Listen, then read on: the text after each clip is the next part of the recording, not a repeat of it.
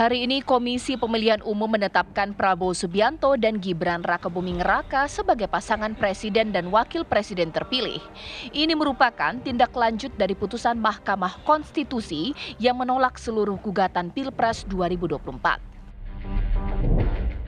Selang sehari sebelum ditetapkan sebagai presiden terpilih oleh KPU, Ketua Umum Partai Gerindra Prabowo Subianto memastikan akan mengintensifkan komunikasi dengan semua kekuatan politik termasuk merangkul kubu lawan untuk membangun koalisi partai politik pendukung pemerintahan yang kuat.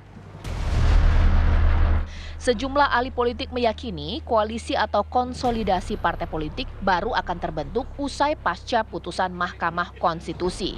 Bahkan beberapa partai politik pengusung Anies dan Ganjar sudah mulai bersiap berubah haluan dan mengambil posisi baru. Adalah PKB dan Nasdem yang dikabarkan akan merapat ke kubu Prabowo Gibran.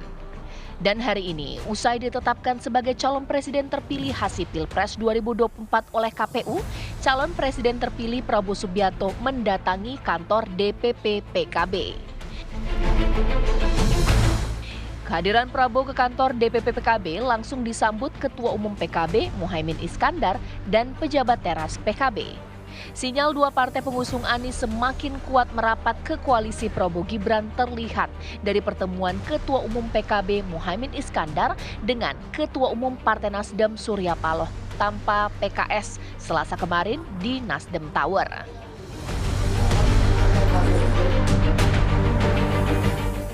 Dari pertemuan tersebut, Nasdem dan PKB sepakat mendukung pemerintahan baru di bawah kepemimpinan Presiden terpilih Prabowo Subianto.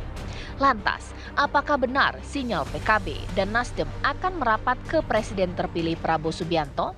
Lalu bagaimana peluang PKS? Apakah akan menjadi oposisi atau ikut berkoalisi? Tim TV One mengabarkan.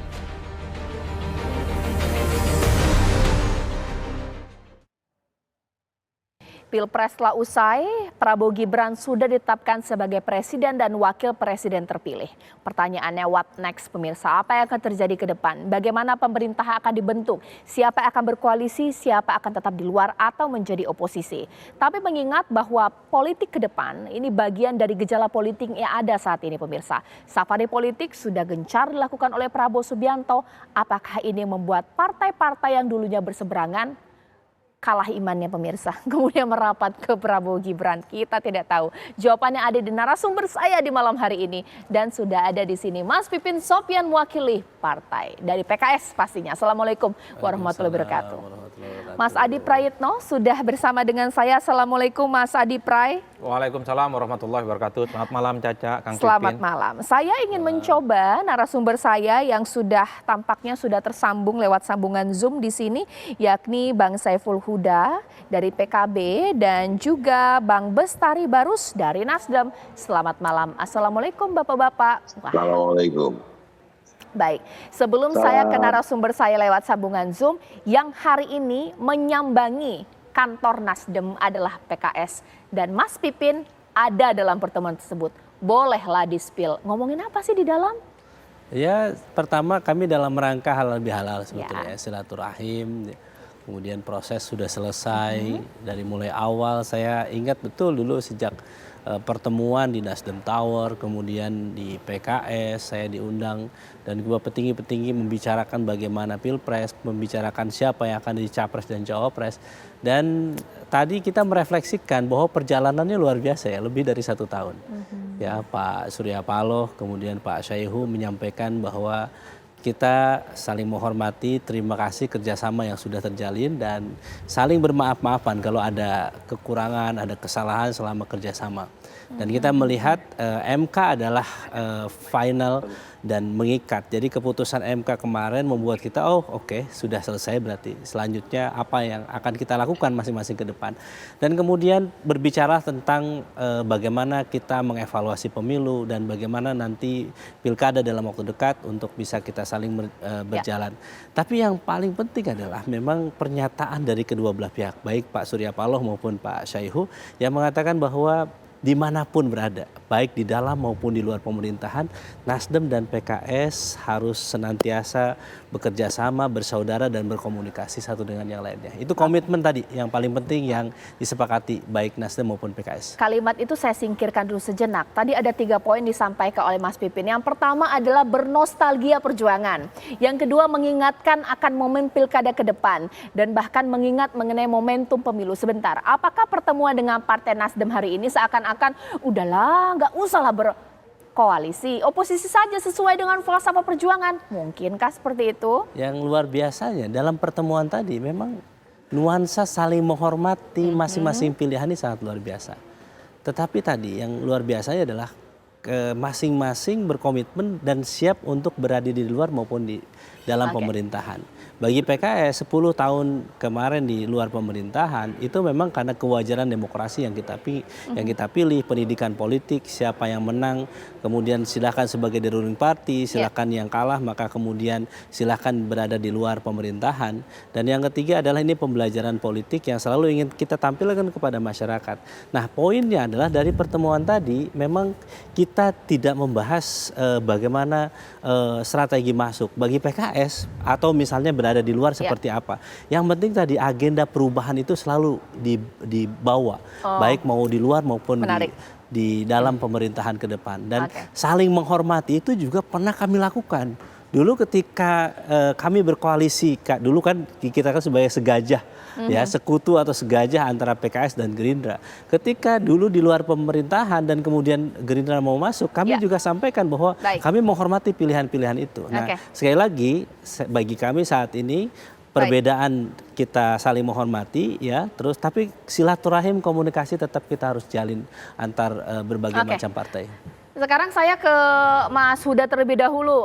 Ini meskipun memang menyambangi kantor Nasdem ya, tapi PKB juga nggak boleh lupa ini cita-cita perubahan ini bagaimana? Karena Gus, kabarnya PKB udah mulai goyah ini. Ya ceritanya tadi kan kita Gus Imin dan Mas Anies datang di dalam forum penetapan KPU. Habis dari sana kita kasih penghormatan setinggi-tingginya karena Pak Prabowo dari sekian banyak agenda menempatkan agenda untuk silaturahmi halal bihalal kepada PKB. Dan tadi syukur alhamdulillah berjalan dengan baik. Ada 3 hal yang dibahas dalam pertemuan tadi dengan Pak Prabowo. Yang pertama, Gus Imin dapat kesempatan untuk menyampaikan langsung ucapan selamat kepada Pak Prabowo untuk mengemban amanah baru dan semoga bisa berjalan dengan baik ke depan. Yang kedua, kami ingin kita mentradisikan hal baru ya. Jadi setiap kali kita berkompetisi Pilpres selesai, saya kira semua agenda yang diusung oleh paslon perlu dikomunikasikan kepada sang pemenang.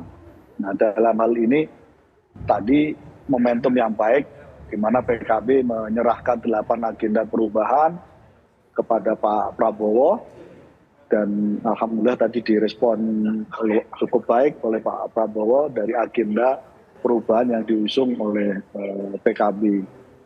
Nah, tentu ini bagus karena ketika pasangan 01 kalah pada ranah eksekutif, pada level presiden dan wakil presiden, kan nggak mungkin agenda itu dijalankan. Nah karena itu agenda itu kami berikan kepada Pak Prabowo dan mendapatkan respon baik. Saya kira ini tradisi yang perlu kita dorong terus ke depan. Nah yang ketiga, melihat tantangan yang begitu sangat luar biasa, masa depan kita, ekonomi global kita cukup berat ke depan. Pilihan yang terbaik kita adalah menguatkan konsolidasi baik pada level partai maupun pada level masyarakat langsung.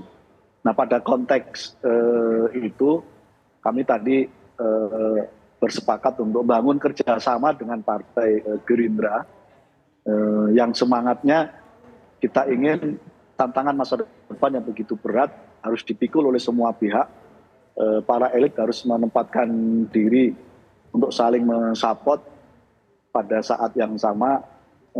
Kita ingin tantangan masa depan ekonomi global yang cukup berat itu bisa dihadapi bersama. Jadi menempatkan kepentingan umum yang lebih kuat menjadi pilihan PKB pasca Pilpres yang sudah diputus dan sudah ditetapkan KPU bahwa pasangan 02 yang menjadi pemenangnya. Baik, spill-spillan dari Bang Huda, kepentingan umum yang lebih kuat. Nah, kalau dari Bang Barus ini seperti apa? Kepentingan umum atau kepentingan koalisi perubahan ini? Setelah disambung oleh PKS, akan bersama dengan PKS atau jangan-jangan dengan PKB nih, Bang Barus? Ya, terima kasih. Jadi Nasdem melihat seperti apa yang disampaikan Bang Surya di beberapa hari lalu ketika Pak Anies datang berkunjung. Beliau menyampaikan bahwa bangsa ini bangsa yang besar dan kita tidak bersendiri hidup di muka bumi ini. Maka dibutuhkan banyak pihak untuk bersama-sama ke depan membangun bangsa ini untuk mencapai Indonesia yang lebih baik lagi. Jadi pertengkaran ataupun kontestasi Pilpres itu sudah selesai. Mari kita kembali rukun, damai, kita bawa bersama bangsa ini menuju ke tempat yang lebih baik lagi. Itu yang kemudian menjadi pandangan Partai Nasdem. Apakah dengan kemudian bergabung dengan koalisi pemenang pemilu Pak Prabowo atau tidak, itu bukan concern yang utama hari ini. Tetapi dua pilihan ini dua-duanya baik. Nanti tentu sempat juga ditanyakan oleh Bang Surya, Ketua Umum kami. Maka ada pilihan yang lebih baik atau usulan yang boleh dipikirkan oleh Nasdem dari kawan-kawan tentang opsi lain selain daripada bergabung dengan pemerintahan ini untuk membawa bangsa ini lebih baik. Itu yang disampaikan. Nah, pada hari ini saya melihat bahwa kunjungan partai politik satu ke yang lain ini menandakan bahwa persoalan sebetulnya persoalan bangsa bisa dimaknai sebagai persoalan bangsa ini bisa selesai dengan kita duduk bersama berbicara tentang arah langkah bangsa ini ke depan. Maka saya kira apapun posisi daripada Partai Nasdem nanti tentu sebesar-besarnya adalah untuk kemaslahatan masyarakat bangsa Indonesia. Saya kira itu. Oke. Dari 3 jawaban tadi, ini bukan tebak-tebakan buah ngemanggis, tapi analisis paling realistis dari Mas Adi Prayitno sesaat lagi dari ketiga partai ini. Siapa yang nanti akan berkoalisi dan oposisi sesaat lagi?